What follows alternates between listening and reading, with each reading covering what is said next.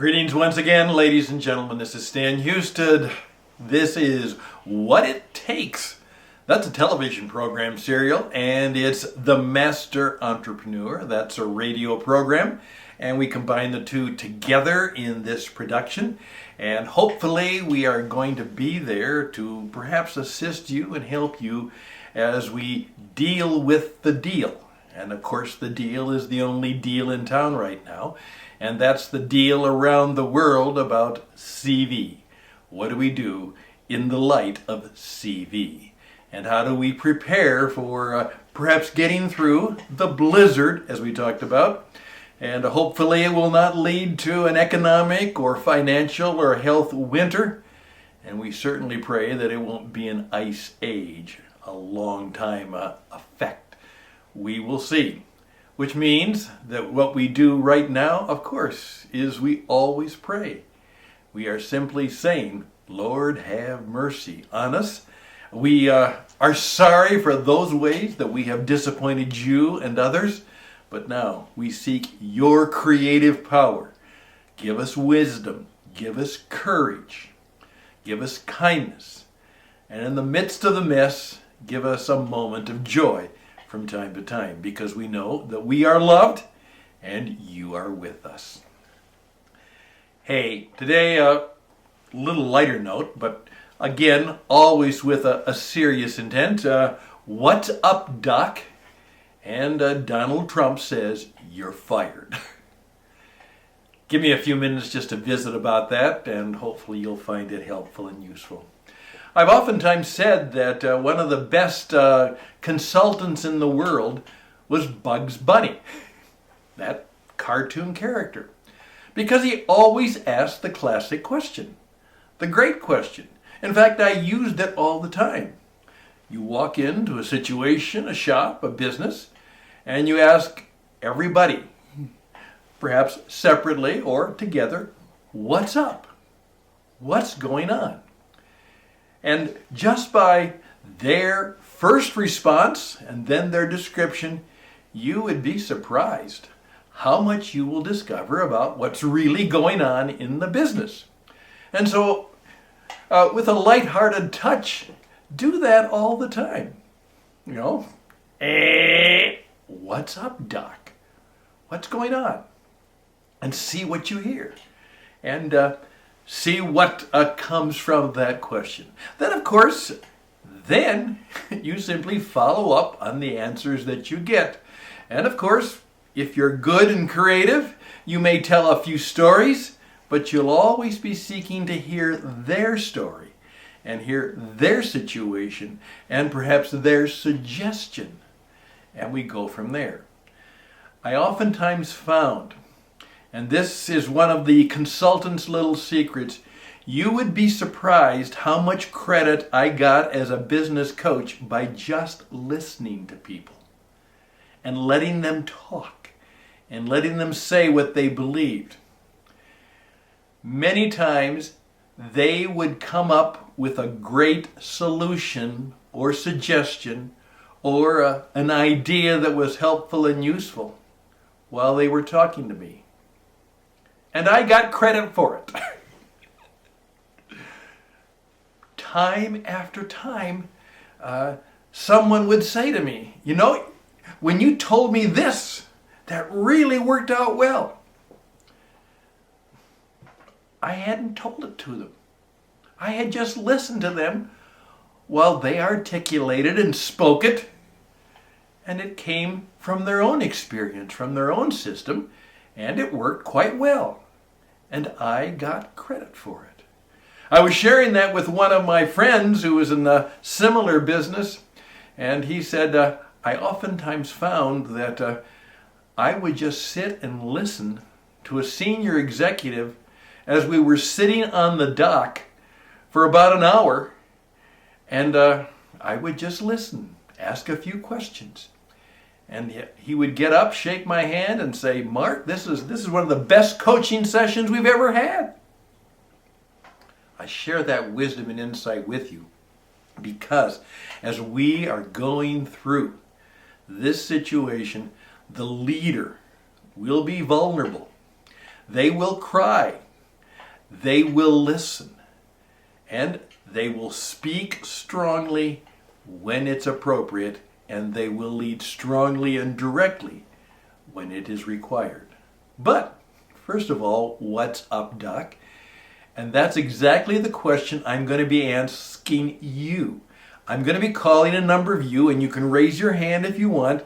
And for our radio program, not the video, for our radio program, The Master Entrepreneur, I would like you just simply to share, what's up, Doc? You are running in a leadership or some capacity, a business, an enterprise, and you may be out of work right now. Many of you are out of business right now, and I'd like to hear you describe what you're going through, what you think we should do. I want just simply, as I said to my friend today, he said, "Oh, what's the topic going to be, Stan?" And I simply said, that will be up to you. You are running a significant business. It obviously is in a major crisis situation, which is going to totally affect your business model and operation. Just talk to me. Tell me what you're learning, what you're thinking, what might be helpful and useful to think about or talk about, and maybe some questions you'd like to ask others, or perhaps some wisdom and insight and truth that you have. So, what's up, Doc? It will be the name of the program, and you will be the doc. And for the most part, I'll just listen and maybe ask a few questions. But it's your turn, in your town, it's your show, and you're on. And you'll be on the radio, and some of you will learn that you should probably have your own radio program in that experiment and in that idea. I'm going through one of my favorite books. It's called How to Be Useful.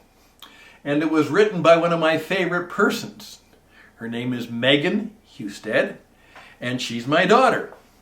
And this young entrepreneur, right after graduation from the University of Minnesota, she packed up and went to New York City because she wanted to be a writer and a publisher, and if you can make it there, you can make it anywhere. And this was part of her story of how she learned to be successful. And she discovered that being clever and cute and smart and wise and sometimes a bit snarky, cool, didn't work. What worked was how to be useful. And then, with a little bit of perhaps her father's encouragement, she went back and she studied people who she thought, all the way back into the success literature of the 18th and 19th century, up to the 20th and even into the 21st century, what could we learn about success in your work and in your business so that you could be more than useful? Your usefulness could lead to true success. How to be useful. Now, the people who published the book did a terrible job, both in the cover and the work and in the marketing of it, which is sad, because it could have been far more successful than it was. But it's still a great book, and I'm encouraging her right now to perhaps think about redoing it, because everything she is saying in the book was a number of years ago would be even more appropriate now, because everybody is in a startup mode of some sort. As I pointed out, in many ways, the business models that we've had are under severe stress and probably in need of significant revision, no matter whether this is a blizzard, a winter, or an ice age, or if we're fortunate to have an early spring. Right now, on this Wednesday, things are tough. Still haven't gotten the agreement that we need, particularly in the United States. And of course, the spiking and peaking of the CV virus is continuing, and the status of any particular medication and preventative and perhaps treating, and of all things maybe preventing and curing, is still something that escapes us. though certainly we should be encouraged and pray for the many, many people who are working very, very hard, and I believe achieving a great deal to make us safe and sound and hopefully get us through these very difficult times. Actually, the interesting thing was, long before he ever ran for president, the last person that she talked about on chapter 10 was the uses of no. What happens when things are no? Donald Trump, and you're fired. I read through it again, and as I've always said, most people, if they knew more about Donald Trump, he telegraphed everything that he is or what he does. First of all, he has been saying that China is going to be a problem, and he's been saying that for years, long before he even thought about running for president. But the book, How to Make a Deal, which he wrote before he was 40, became a bestseller, is still a guide for young people. In not necessarily what it says, but as I say, write your first book before you're 40. Start to articulate your theories of beliefs. And of course, as most people may remember, though they may have forgotten, Trump made a lot of his mark as a TV host for a program called The Apprentice. And he developed a signature saying. Now, oftentimes I say, you need a signature saying. I'll say, let that sit on your head for a while. Fear kills everything. There's a number of things that I'm known for. They're kind of Stan's signature sayings. Well, of course, Trump had the most famous one. You're fired. You're fired. And what happened is that there were a group of young men and women for each of the, quote, events, and they would have to perform. And at the end of the performance, one of them was fired. And it was Donald Trump's decision of which of these bright and oftentimes very, very clever and creative young men and women, and he would simply say to them, you're fired. They're gone. In effect, all of us, through what's going on, may have been fired. I think it's a good way to look at your particular situation. You've been fired. Your business, your work has changed, and now what will you do to be useful in the new ways and in the new models and the new ways of work and living?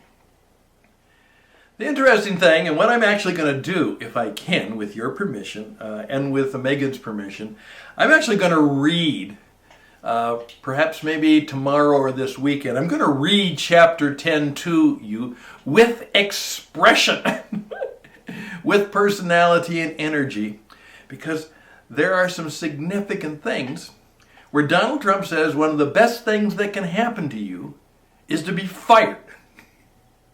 And he says, I know. I have been. Now, what is also true is that a number of the younger men and women who did not qualify, because at the end of this show series, the one who was left got a job with the Trump company if they wanted it. But it turns out that many of them, later on in their life, in their career, said that one of the best experiences they had was to be fired by Donald Trump. To have actually gone through the experience of being on the show and having to work the project, and then going through somewhat the humiliation. I mean, literally, on the show. He said, you're fired. And they had to pick up their stuff, and they had to walk out of the building, and the security would gently and kindly escort them, and a taxi would be there and pick them up. And oftentimes there was a camera right in the taxi, and they would share their thoughts and feelings about what had happened to them. Obviously, they weren't happy at that time. They may not be happy now.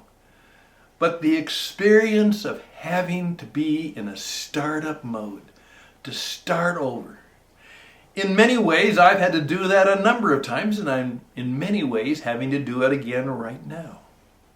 So with your permission, I'd like for you to think about, how can I be the most useful to the most people in the years that are ahead of me, in which all of my gifts and passions and my strengths and the things I'm really good at, how can I be most useful?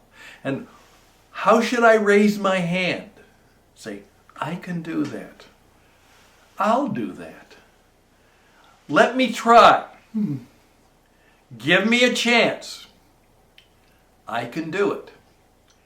And discover how well you can do and how useful you can be, and discover the power of saying no, and discover the power in hearing no. For you, as we press on, as we mightily, forgetting what is behind, I press on toward the calling, the high calling, the mark of God set for me. I press on. We will get through this. We will press on. We will make our mark. And we will be able to say, and perhaps even hear, I did well. And somebody will say, well done. It is my deep hope and prayer that that's what will happen to me in the next few days and months and years, and I pray that it will be the same for you. I can probably help you. I've got lots of broadcasting experience, and you need to have broadcast experience. This entire episode says, just as Donald Trump knew, I said this many times, is he was the only candidate who knew how to use the media from his broadcasting and his television experience. You're going to have to learn how to use the broadcast systems around the world, and we can teach you and help you. We have known the best and the worst of times, and we have helped many people through them, and we would like to audition to perhaps in this time, in our encore stage, step on stage again and help you and your business perform at your best, make your mark, and find the high calling, and press on and do it. I believe we can do that. Please reach out to me at stanhusted@gmail.com. That's stanhusted@gmail.com. We'll be back with more ideas. And like I said, we're going to hear about Donald Trump saying The Uses of No by Megan Husted. Best and blessings to you. Bye for now.